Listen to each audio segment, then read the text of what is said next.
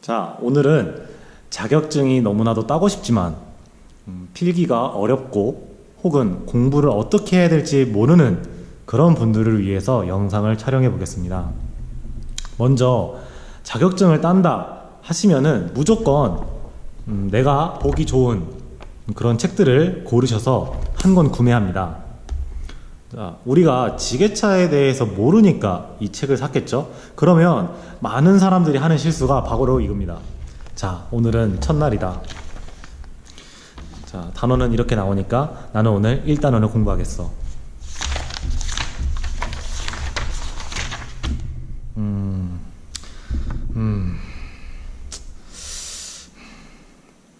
너무 어렵다.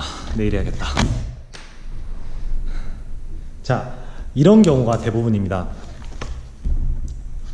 당연히 자격증을 따려고 이 책을 사신 분들께서는 모르니까 이 자격증 책을 샀겠죠. 근데 다짜고짜 기관이 무엇인지 막 연구해가지고 이거를 내연기관이 이런 거구나, 이거 한 장 외우고 나면 오늘 쓸 머리 전부 다 쓴 겁니다. 그러면 자격증을 공부할 때 어떻게 해야 되느냐? 자, 저는 사실 안정적인 합격, 그러니까 굳이 시험을 2번, 3번 나는 보러 갈 시간이 없다, 이런 분들한테는 제가 단원 사이 문제까지 보라고 얘기를 합니다. 왜? 어찌됐든 이 문제를 만든 이 지필자께서는 굉장히 이 부분에 대해서 빠삭한 지식이 있을 것이고, 그거에 따라서 나올 수 있는 거의 대부분의 문제를 이 출제 예상 문제에 다 넣어뒀을 겁니다. 자, 이렇게 한 단원에 대해서 겨우 몇 장도 되지 않는 이론에 대해서 문제가 거의 80개, 거의 100개에 가까운 문제를 만들어 놓은 겁니다. 그것도 이 앞의 내용만 가지고 만들었느냐? 그게 아니에요.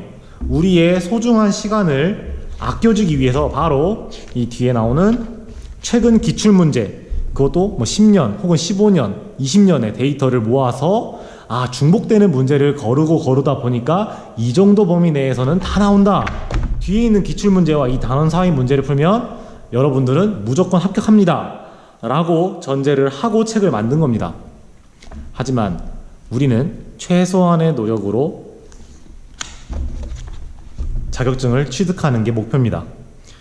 사실 실기가 어려워서 자격증을 못 따는 분들보다 필기를 공부하다 포기해서 그 자격증을 갖지 못하는 경우가 더 많습니다. 그러면 우리는 어떻게 공부를 해야 되느냐? 어떤 문제집을 구매하시던지 간에 항상 빠지지 않고 나오는 게 바로 이 부분입니다. 최근 기출문제, 뭐 3개년 정도가 나오죠. 이 3개년을 풀면서 여러분들이 느끼실 거는 뭐냐?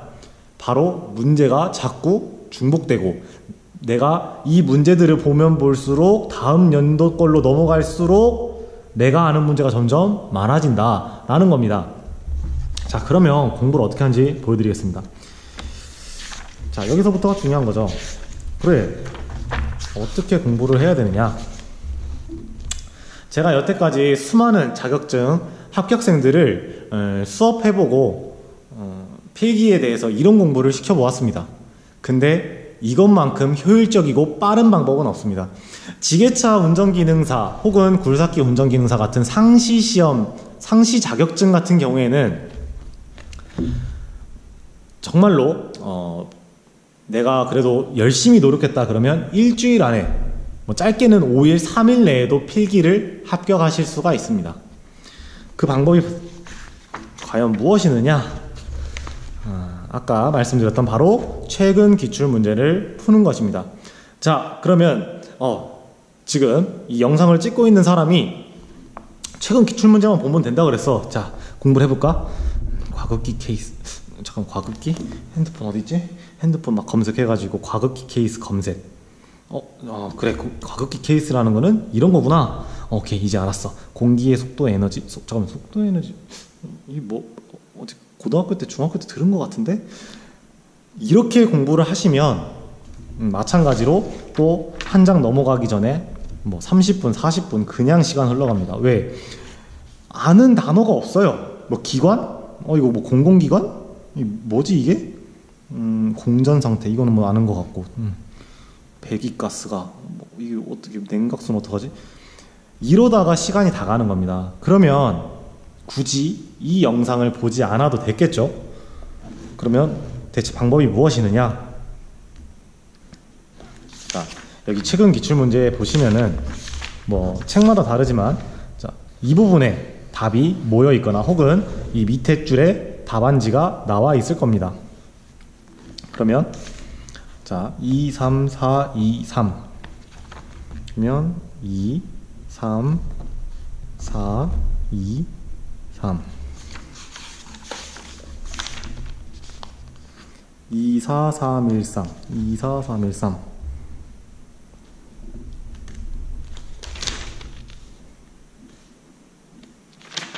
자, 이런 식으로 문제지에다가 바로바로 답을 표기를 하고 공부하는 겁니다. 왜? 시간을 절약하기 위해서. 왜? 이런 식의 공부를 하는 게 말이 되느냐? 그럼 문제집을 왜 사느냐? 라고 말할 수 있지만 상시 기능사 혹은 대부분의 기능사들은 문제은행식의 출제 방식을 따릅니다. 무슨 말이냐? 이미 이 기출문제들은 데이터화가 돼 있는 거예요. 그 데이터화 되어 있는 그 수만의 문제 중에서 내가 응시번호를 입력하고 엔터를 치는 순간 60문항이 저장이 돼서 쭉 나오는 겁니다. 그래서 내가 풀 수 있도록 로딩이 되는 방식을 취하고 있는 거죠. 그러니까 우리는 봐야 되는 게 임펠러 터빈 디플렉터가 아니에요. 문제를 보는 방법은 바로 이겁니다. 지우세요. 자,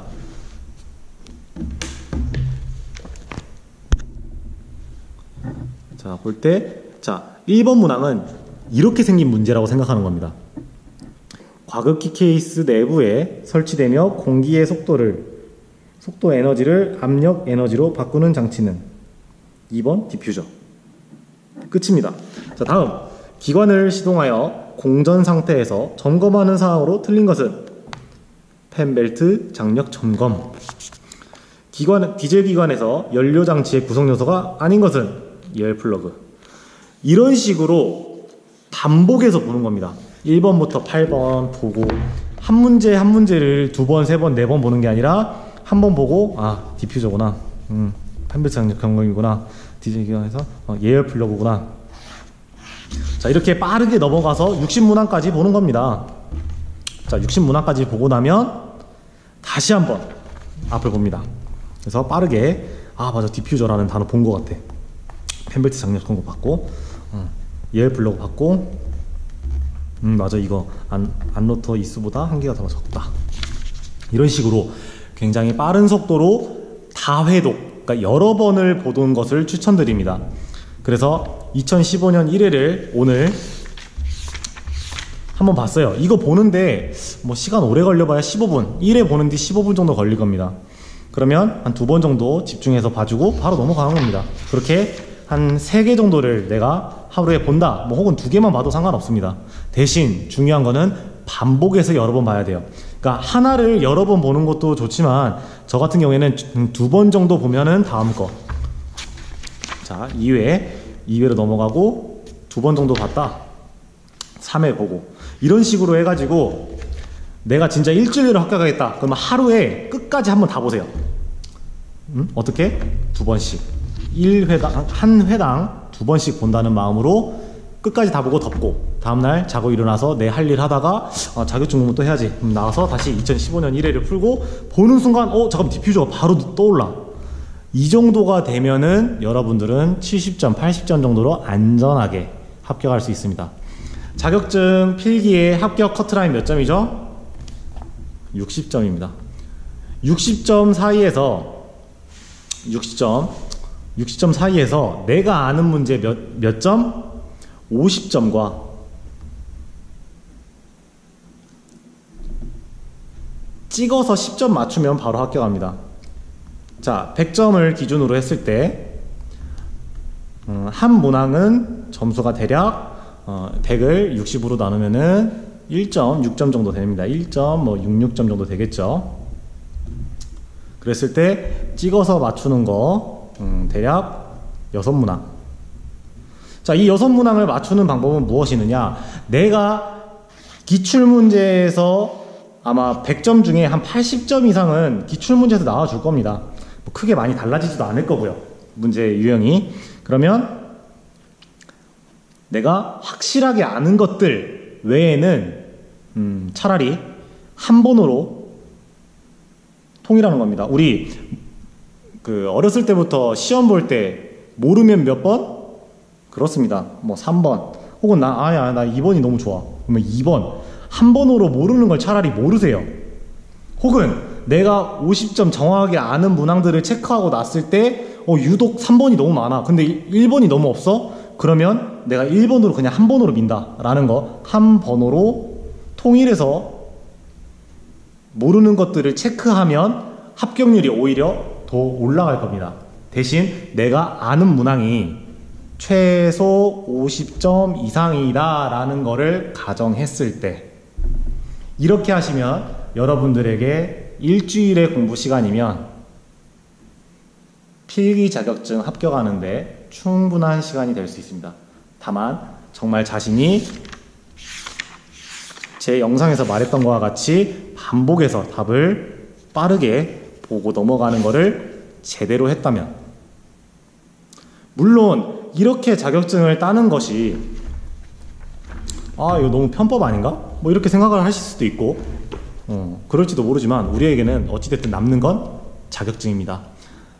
어느 회사에서도 자격증 어떻게 따셨어요? 라는 질문하지 않습니다. 뭘 물어보죠? 이력서에 자격증 기재란에 몇 개가 들어있고 우리 직무와 어떤 게 관련이 있는지를 궁금해 할 겁니다. 중요한 거는 자격증에 따른 그에 합당한 실무 능력이 오히려 더 중요하겠죠. 그러니까 이 영상을 보시고 내가 공부를 어떻게 해야 되는지 알았다면 꾸준하게 일주일, 나 일주일 가지고는 좀 불안한데 딱 2주일만 투자해 보십시오. 그러면 어지간한 상시 기능사 수준에서는 거의 무조건 합격 나갑니다. 전기 기능사 같은 경우에는 사실 뭐 전기 기능사니 용접 기능사니 기타 등등 제가 여태까지 따왔던 그 많은 자격증들 중에서 생각해보면 사실 이 방법으로만 공부해가지고는 합격하기가 어려워요. 왜? 뭐 계산도 하는 것도 나오고 이해를 해야만 풀 수 있는 문항도 나오고 굉장히 좀 난이도가 어렵습니다. 하지만 지게차, 굴삭기, 뭐 제가, 제빵, 뭐 기타 등등의 그런 상시 기능사에서는 적어도 제가 말씀드린 이 방법으로 공부하신다면 모두 합격하실 수 있을 거라고 확신합니다. 이상으로 자격증 필기 어떻게 공부해야 빠르게 합격할 수 있는지에 대해서 영상을 찍어 보았습니다.